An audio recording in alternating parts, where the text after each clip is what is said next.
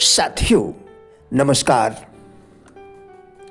मानव जीवन की समझ के बिना क्या जीवन मूल्य का निर्धारण संभव हो सकता है?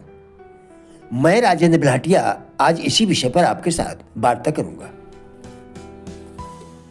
हमारी जिंदगी रोशनी के बल्ब के होल्डर की तरह है।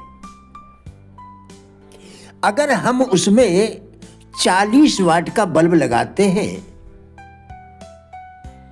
तो वह सिर्फ 40 वाट की मध्यम रोशनी देगा। अगर हम उसमें 500 वाट का बल्ब लगाते हैं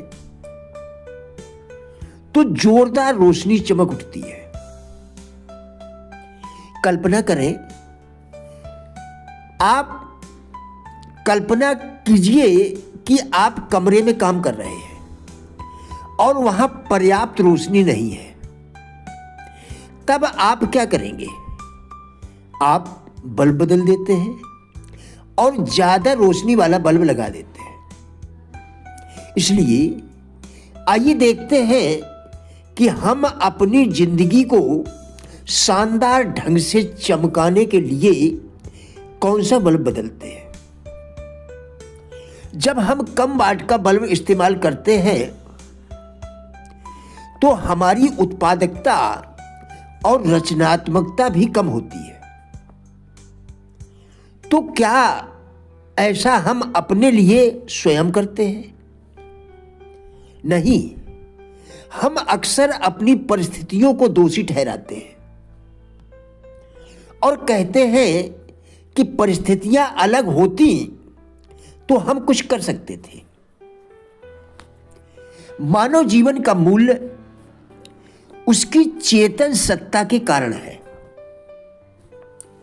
मानवीय चेतना में ऐसी शक्तियां व विभूतियां जुड़ी हुई हैं कि यदि मनुष्य उसका समुचित उपयोग कर सके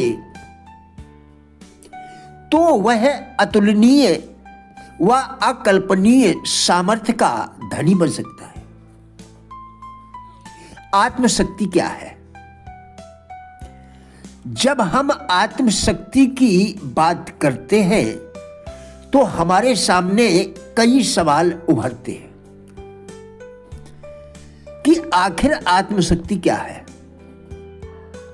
क्यों इसे पहचानना जरूरी है?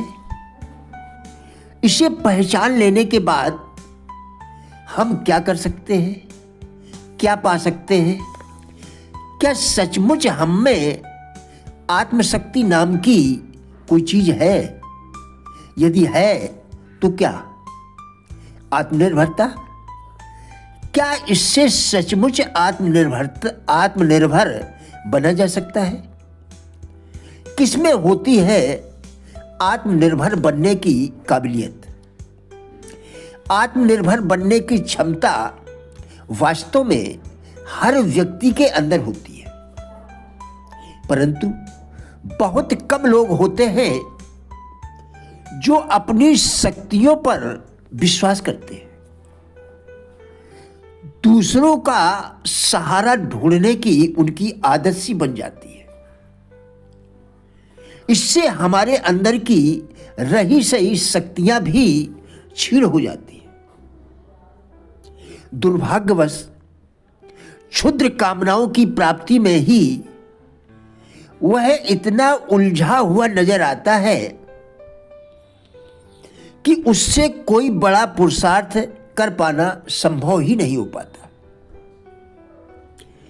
अपने स्थूल, सूक्ष्म एवं कारण शरीरों अर्थात सबसे सूक्ष्म शरीर जो आत्मा को ढकता है, इन तीनों शरीरों का सही से उपयोग न कर पाने के कारण मनुष्य एक साधारण सा जीवन जीता हुआ नजर आता है, जबकि मनुष्य के अंदर अनंत सामर्थ्य, अपरिमित शक्ति की संभावनाएं हैं। अपनी चेतन सत्ता को सुषुप्त, अपनी चेतन सत्ता को प्रसुप्त अर्थात गहरी निद्रा में सोया हुआ, भूला हुआ व उपेक्षित कर देने के कारण मनुष्य का जीवन प्रगति व विकास के मार्ग पर पूर्णतः रुका हुआ नजर आता है। यदि उसकी ऊर्जा, श्रम, समय, सामर्थ्य व मनोयोग मात्र जीवन निर्वाह के उद्देश्यों को पूरा करने में ही लगे रहें, तो उससे कोई बड़ा मानवीय कार्य कर पाना संभव कैसे हो सकता है। प्रकृति के भंडार गृह के अधिपति अर्थात मनुष्य को यदि 2 वक्त की रोटी का इंतजाम करने में जुटा हुआ देखा जाए, तो इससे ज्यादा दुर्भाग्यशाली और क्या कहा जाए।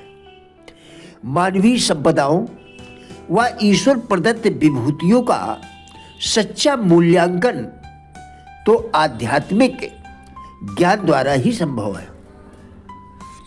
मनुष्य को जब आत्मज्ञान होता है तो उसकी आंखों पर छाया हुआ माया का व बिना किसी ठोस कारण के दूसरों के प्रति आध्यात्मिक अविश्वास और संदेह की भावना पर पर्दा हटता है और खुद की सामर्थ्य को पहचान पाता है।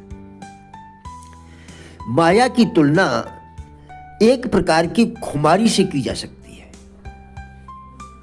जिससे अंतर चक्षुओं पर अज्ञान का पर्दा पड़ जाता है। तब मनुष्य शाश्वत सत्य व सार्वभौमिक मूल्यों को त्याग कर क्षुद्र व निकृष्ट कामनाओं की पूर्ति में जीवन को लगा देने में ही जीवन का सार समझता है।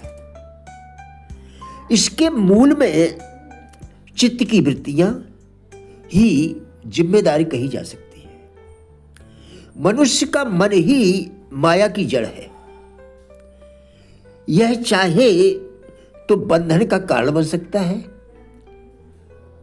और मन चाहे तो मुक्ति का द्वार भी बन सकता है। मनुष्य यदि मन का दास बन जाता है तो जन्म जन्मांतरों तक भटकता रहता है, और यदि मन शांत हो जाता है तब मनुष्य का चित्त प्राप्त हो जाता है एवं मनुष्य आत्मज्ञान को उपलब्ध हो जाता है। साथियों, हमारा उद्देश्य इन वीडियोस के द्वारा लोगों में जीवन के प्रति सकारात्मक दृष्टिकोण एवं जिज्ञासा पैदा करना है। कृपया वीडियो पूरा देखकर विचार करें, क्या आपके लिए यह उपयोगी है? यदि हाँ, तो कृपया लाइक, शेयर व चैनल को सब्सक्राइब करके हमारा भी उत्साह बढ़ाएं। वीडियो देखने के लिए धन्यवाद।